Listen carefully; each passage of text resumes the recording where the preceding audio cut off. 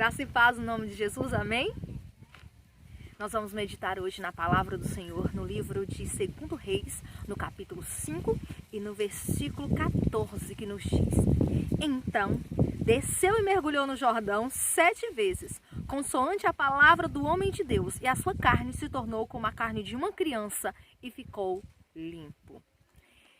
Esse texto bíblico relata o momento em que Naamã recebeu a cura da lepra, consoante a palavra do homem de Deus, o servo dele, Eliseu. Naamã era comandante do exército da Síria, homem conceituado diante do seu senhor. Através dele, o Senhor deu a vitória à Síria. Era grande comandante, porém leproso. Assim relata a história de Naamã. Depois de inúmeros adjetivos que o faz parecer muito grande, a Bíblia diz que ele era leproso. E aquele que tinha lepra era um homem rejeitado, era afastado do convívio social. Um leproso era condenado à morte. Porém, na casa de Naamã tinha uma menina do povo de Israel, uma menina que fora levada cativa para ser serva da esposa de Naamã. Essa menina estava lá e aquela era sua nova casa. Afastada do seu povo, longe dos seus costumes, ela viu a tristeza de um servo.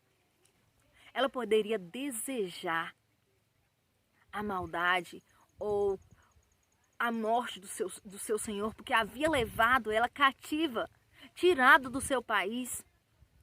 Porém, quando ela vê aquele homem doente, a senhora dela, triste, chorando por conta da doença do seu esposo, ela disse assim: ah, se meu senhor conhecesse um homem de Deus que existe lá em Israel, ele ficaria curado.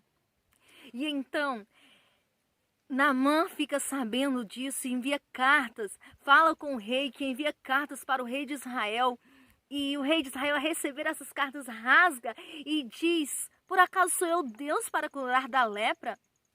Mas Eliseu vai até ele e diz assim: que fique sabido que há um Deus em Israel.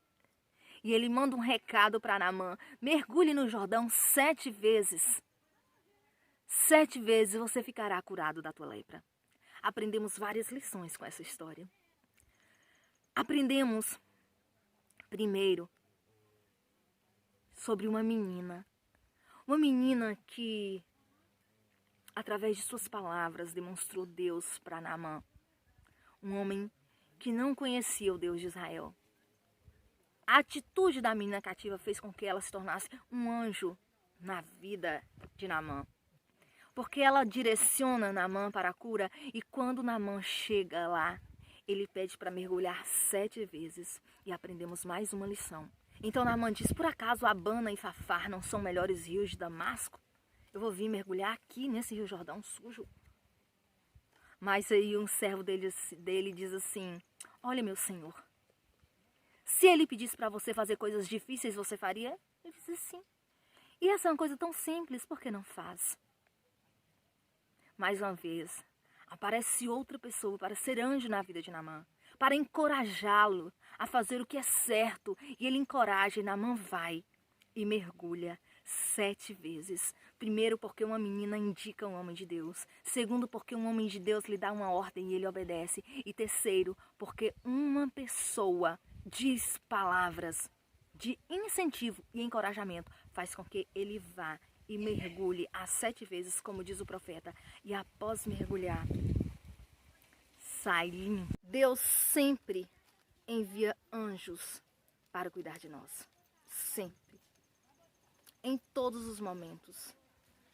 Anjos para nos direcionar, para nos orientar, para dizer uma palavra de conforto, de ânimo. Sua atitude faz você ser um anjo na vida de alguém. Minha atitude me faz ser um anjo. Minha atitude faz levantar ou derrubar uma pessoa. Que você tenha atitude de anjo. Que você estenda as suas mãos para ajudar. Que atitudes você tem tomado para ajudar aqueles que estão precisando. Que o Senhor lhe abençoe, para que suas atitudes façam erguer alguém, acolher alguém, levantar, ajudar, e com certeza você será muito abençoado. Que Ele te abençoe hoje, em nome de Jesus. Grande Deus, muito obrigado por cuidar de nós, e por colocar anjos em minha vida, e por me fazer ter atitudes de anjo na vida de outras pessoas. Abençoe essa pessoa que ora comigo agora, em nome de Jesus. Amém.